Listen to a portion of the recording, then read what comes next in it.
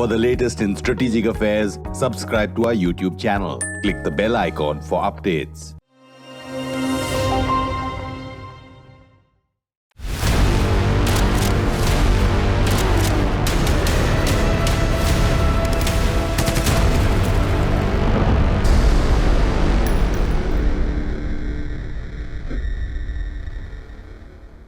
Hello and welcome to StratNews Global. I'm Nitin Gokhale. In this special series called Borderline Xi, the entire week this week we are focusing on China's President Xi Jinping, the strong man who is into his unprecedented third term and someone who has changed the entire global profile of China as a nation, as a nation state, which is now taking on the bigger power like the United States and is aggressive and belligerent against smaller neighbors as we are witnessing for the past decade or so.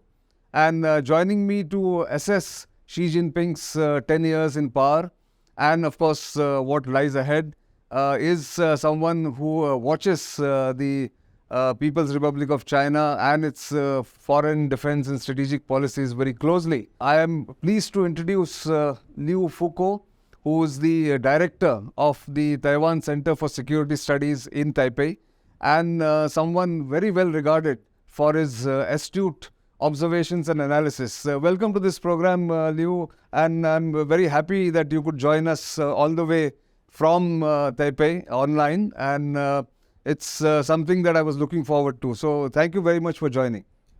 Thank you, Nitin. It's my great pleasure. Thank you. So let me start first up to ask you, if we look back at what Xi Jinping has been doing for the past decade or so, he has been aggressive, he has been belligerent, he has transformed the PLA, at least sought to transform the PLA and the PLA's actions. So as a first kind of comment from you, can I ask you, what do you think drives this desire that Xi Jinping has to be aggressive against smaller and bigger neighbors, as we have seen for the past 10 years or so?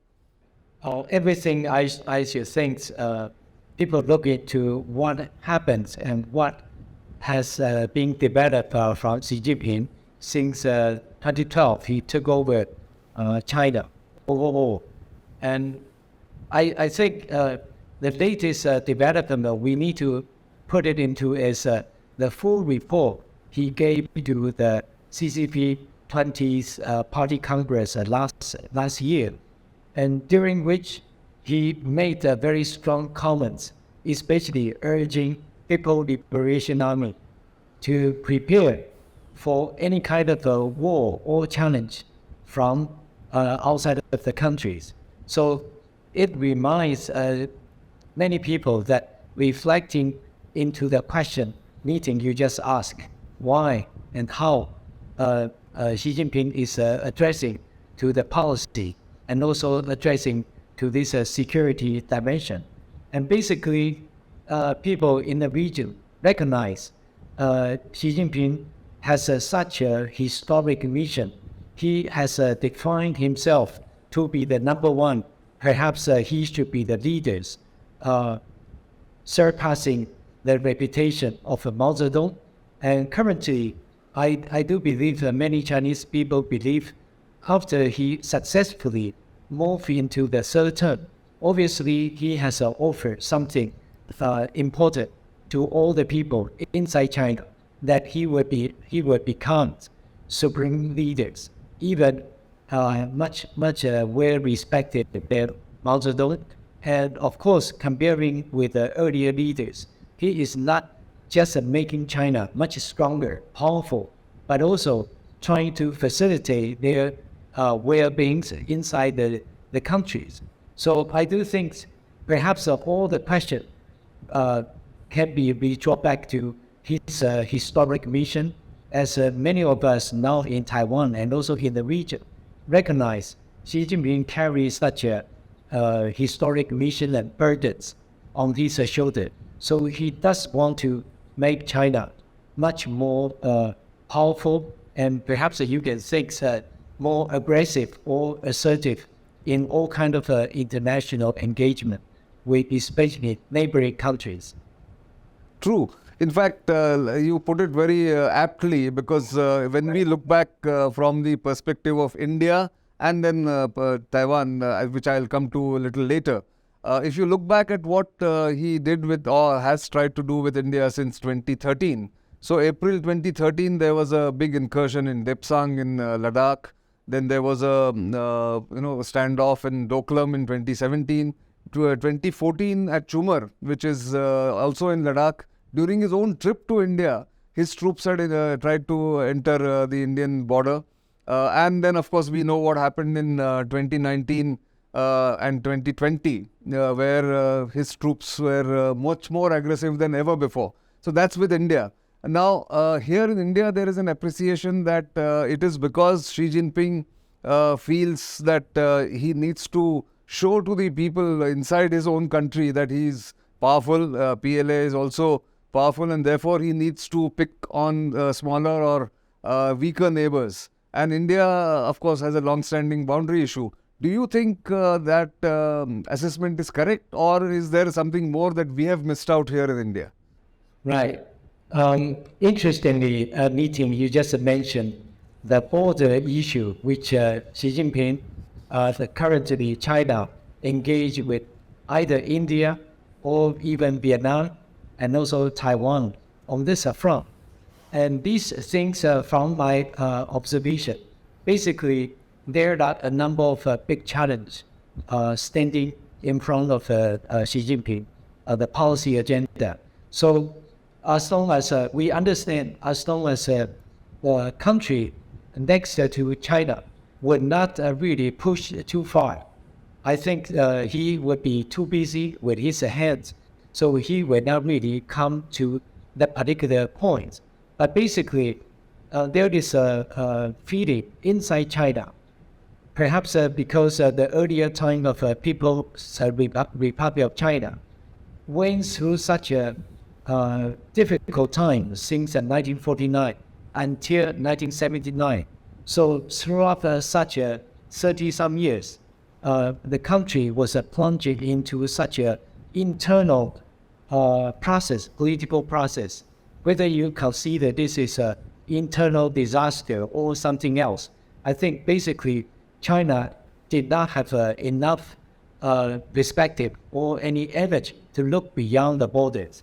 But up until 1979, when the new era arrives, Deng Xiaoping gradually pushed the country to look around the region and then gradually build the strengths inside economic development. Since then on, there is always a feeling inside China that they probably neglect too much of their legitimate right in the region. So they want to really look into what happens in between China, India, and also China, Vietnam, and also China and Taiwan, and also the neighboring country, all. So this would remind the new leaders now in China, there would be some historic mission to be accomplished. So they have gradually put up, as China is now gradually coming up with much stronger national powers, from economic, military, political, and all related space. So they consider this is about time for them to be looked into international order and also international engagement with their neighbors. So they want to clarify something. But I think there is a feeling now in Taiwan, perhaps different from official perspective. If we can keep certain reconciliatory position with China, I think China will not have enough time to look into the issue there.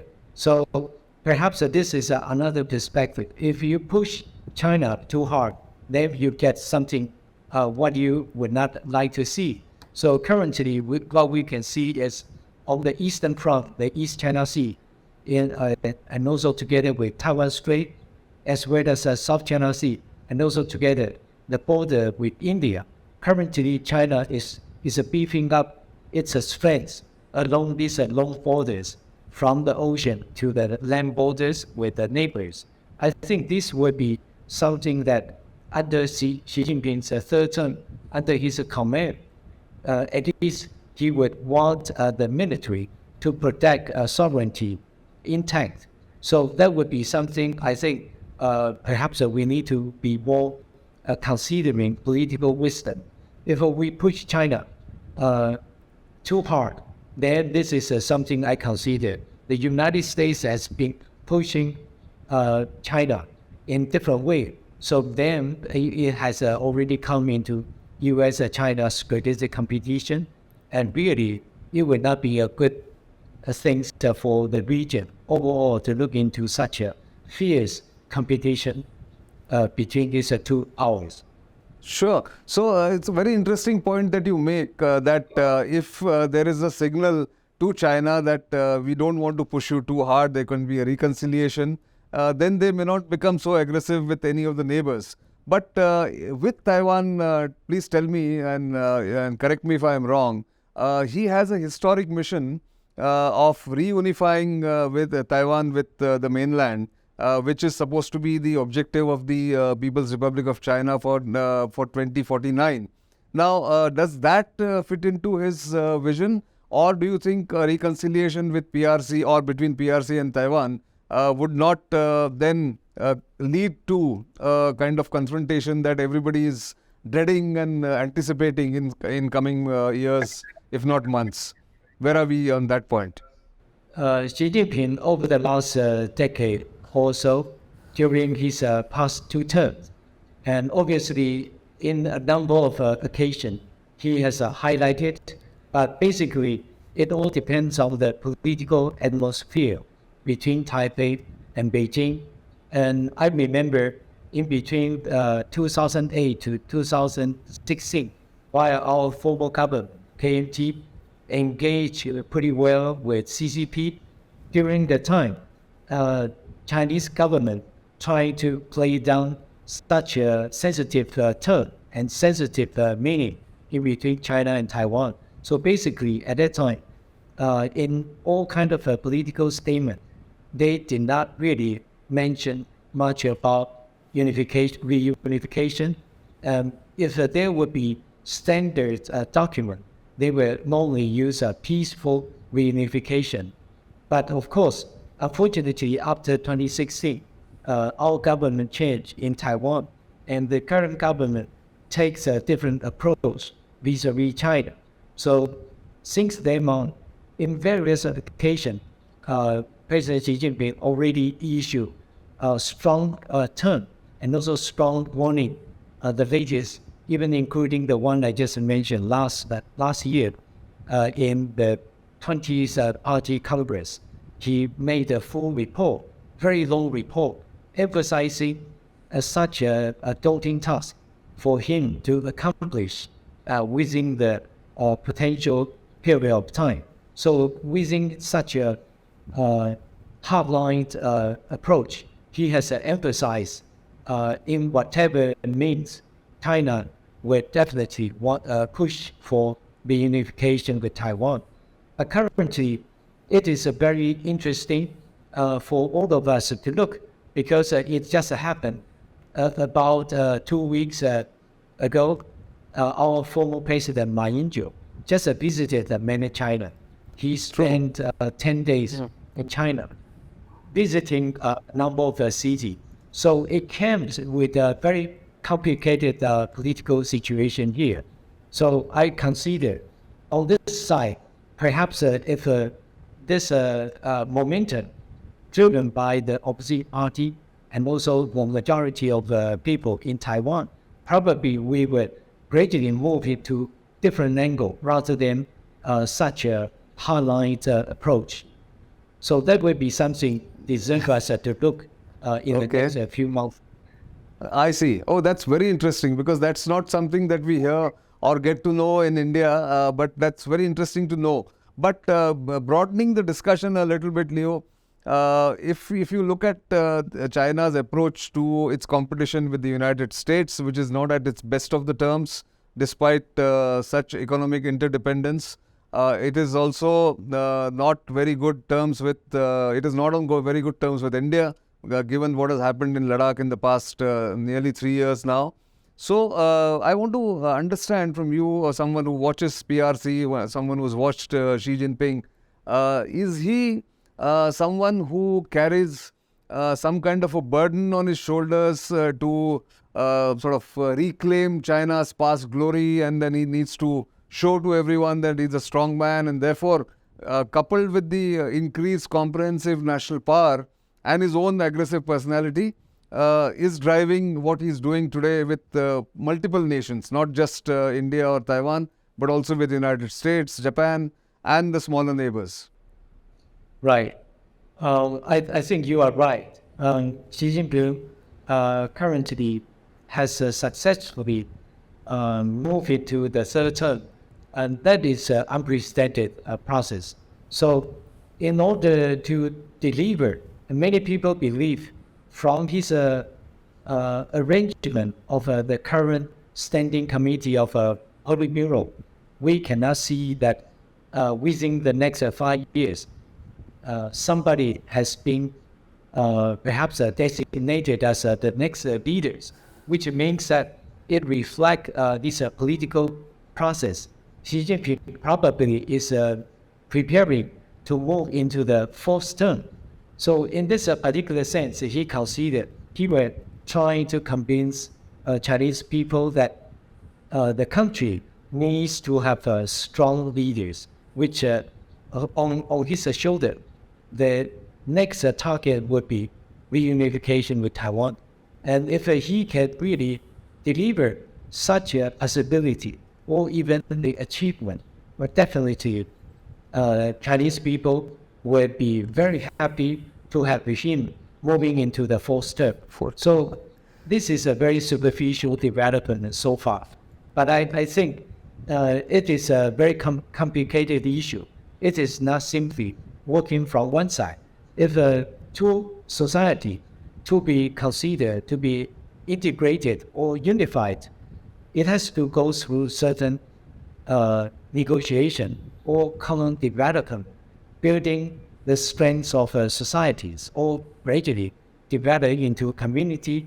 And currently, basically, Taiwan's economy has really deeply depended on Chinese market. Looking into the last year, the performance, our global trade, there was 46% of our trade developed with China. So such a heavy dependence shows that two economies are really closely connected with each other. So on the bright part, I would think this is good for Taiwan and China. And also, I also look into national security part. If we can continue to develop such a high dependence to each other, mutually dependence on each other, perhaps on the national security perspective, we can really bring certain security guarantee for Taiwan and China. As long as politically, there will not be any political challenge or provocation from our side or from other third parties. But I think basically this would be the scenario from now to the next 5 some years. We have to really look into such a sensitivity and also potential development inside Chinese political momentum. Oh, that's again very interesting, because if you look at how the world perceives Taiwan and China's relations right now, the cross-strait relations, there is a feeling in Europe, in America, sometimes even in India, that Taiwan is under siege, and China will any day come and sort of occupy or invade Taiwan, and therefore to defend democracy, the democratic countries or democratic nations must come together to defend China's possible invasion of Taiwan. If these two countries, Taiwan and China, then reconcile, as you hope that they will, or at least because of the interdependence, not go to the extreme, then where does that leave the United States or Europe or the democracy project? Do you think they will reconcile with this, or do you think they're deliberately raking up controversies vis-a-vis Taiwan and China. What's your view on that? Okay, the first point is because Republic of China on Taiwan currently, we don't have any one of the diplomatic allies in Asia. And currently, we only have 13 diplomatic allies spreading in mostly Caribbean and the South Pacific. So this is something we are worrying, as Nitin, you just mentioned. Currently, Taiwan is under military siege. It is true. Sure. Chinese new round of military drill just ended 2 days ago. They conducted this military integrated exercise surrounding Taiwan with their army, navy, and the air force together with rocket troops. So they jointly conduct the exercise. So this new round of military drill, from a military perspective, it has a reflect into the real context of fighting a war. So if in the near future, if the war does start on this front, this is the way that People's Liberation Army will combine with their army, navy, and the air force, and also together with rocket force, fighting integrated into the Taiwan area. So this particular military exercise remind or perhaps alert our people and also friends in the region. But currently, I'm worried because Taiwan does not have a diplomatic formal recognition from the region. Many other countries, I do not know how much support for or assistance other countries in the name of defending democracy will come in time of a crisis. And so far, Taiwanese people realize perhaps in time of a crisis, perhaps we need to stand alone. And of course, other countries will try to help in a different way, but it will not be possible for Taiwan to stand firm and long against such a giant invading Taiwan. So this is an immediate military challenge for Taiwan. But of course, I do think that we should try our best to work with our allies, the United States, Japan, and also democratic allies, probably including India, Australia, and other countries. We would have such a strong support behind us. But of course, we also need to engage politically with Beijing, because I think Taiwan is relatively small, smaller than China. So this is obvious. If we fight military, it is really hard that we can defeat them. But of course, we need to resort to all kinds of means. So currently, the most important part is a political effort. We need to engage with China. As long as China is considering Taiwan is not crossing the red line, crossing the line, and hopefully this would be something comes as a common understanding on our friendly countries on the Taiwan side. So I think this currently is a very complicated issue, and even inside Taiwan, we have a divided perspective. As I described briefly, just a week before, our current president traveled to the United States, and our former president traveled to mainland China.